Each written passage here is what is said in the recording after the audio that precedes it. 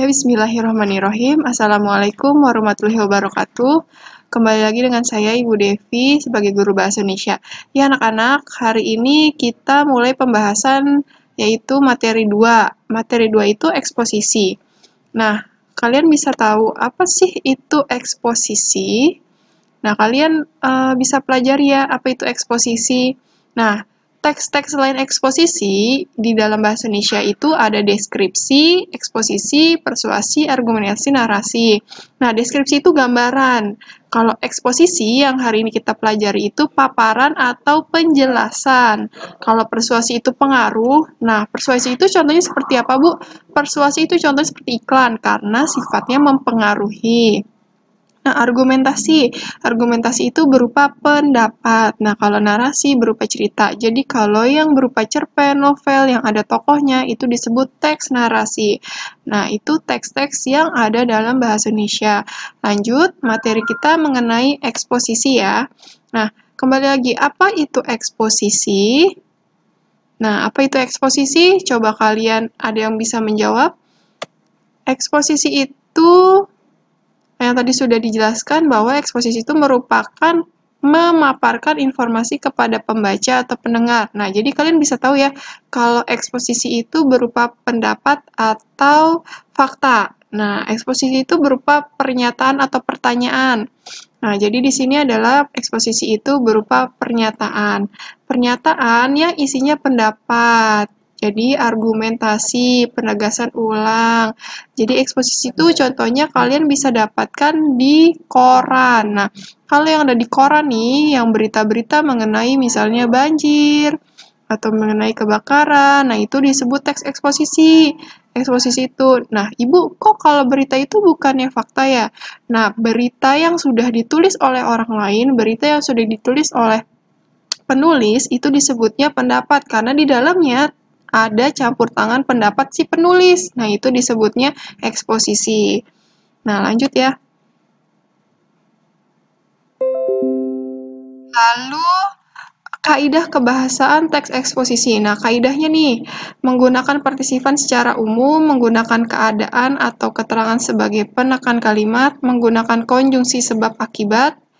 Nah, sebab akibat itu di dalam teks eksposisi itu ada konjungsinya, konjungsi sebab akibat. Jadi nanti kalau saat pembuatan teks eksposisi itu ada kata karena, sebab, maka, oleh karena itu.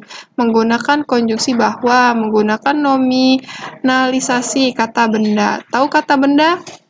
Nah, kata benda itu bukan benda ya, misalnya pulpen, meja itu bukan. Nah, di sini disebutnya kata benda. Kata benda itu berkaitan tentang manusia, misalnya makanan, minuman, mainan, guru. Nah, itu disebut kata benda. Nah, teks eksposisi itu ada pola pengembangan paragrafnya. Jadi nanti pada saat kalian mengerjakan pola eksposisi, nah pola pengembangannya seperti ini: definisi, klasifikasi, proses, ilustrasi, perbandingan. Nah, ini urutannya ya, pola pengembangannya. Jadi pertama-tama yang kalian lakukan ketika membuat teks eksposisi itu yang pertama adalah definisinya, yang kedua klarifikasinya, yang ketiga proses, lalu ilustrasinya, lalu perbandingannya. Nah, itu pola pengembangannya. Nah, lalu bagaimana sih membuat teksnya? Nah, tentukan tema seperti biasa ya. Kita menentukan temanya dulu atau topiknya. Yang kedua, tentukan fokus pembahasannya. Lalu buat kerangkanya, ubah kerangkanya menjadi tulisan lengkap, lalu koreksi kembali, lalu finish. Nah, Bu, bagaimana sih cara membuatnya? Ya, tadi sudah disampaikan. Jadi, teks eksposisi itu isinya adalah berupa pendapat, argumen. Nah, memaparkan. Jadi, kamu memaparkan sebuah pendapat. Contohnya, di depan SMK Sofia ada siswa terjebur kali. Nah, diakibatkan karena apa? Nah, itu kan pendapat, bukan fakta. Kenapa bukan fakta? Karena kita belum melihat secara real, belum melihat secara langsung kalau ada siswa yang terjebur kali. Nah, itu disebut pendapat. Pendapatnya siapa? Pendapatnya si orang yang lihat. Nah, kamu ketik dalam sebuah berita. Nah, itu pendapat. Pendapatnya siapa? Pendapat kamu dan pendapat orang yang melihat. Nah, itu disebut teks eksposisi kejadian pada hari itu. Nah, itu disebut Bu, yang disebut fakta itu apa? Kalau yang disebut fakta itu misalnya kejadian yang sudah lampau, sudah ada buktinya. Nah, itu disebut fakta. Tapi kalau misalnya teks eksposisi itu masih campur tangan, jadi masih berupa argumen atau pendapat. Lalu, nah di sini dijelaskan ya fakta dan opini. Nah, menurut Kowi merupakan satu-satunya guru laki-laki yang mengajar mata pelajaran bahasa Indonesia. Nah, cara mengajar Pak Kowi tidak ada bedanya dengan cara mengajar guru lain. Nah, bedanya apa sih nih? Fakta, kebenaran bersifat umum, adanya bukti data. Opini, kebenaran bersifat subjektif, tidak didukung bukti dan data. Kayak gitu. Jadi kalau misalnya fakta harus ada buktinya. Contohnya, pada jam 8, nah pada pukul 8 pagi ada siswa bernama Abdul jatuh terjebur kali. Nah, itu disebut fakta, bukan opini, karena sudah ada namanya, sudah ada pukulnya, sudah ada waktunya kejadiannya. Tapi kalau hanya disebutkan ada siswa terjebur kali, nah itu disebutnya opini, karena belum jelas waktunya kapan, nama siswanya siapa, nah itu disebutnya. Makanya eksposisi itu disebutnya memaparkan sebuah argumen.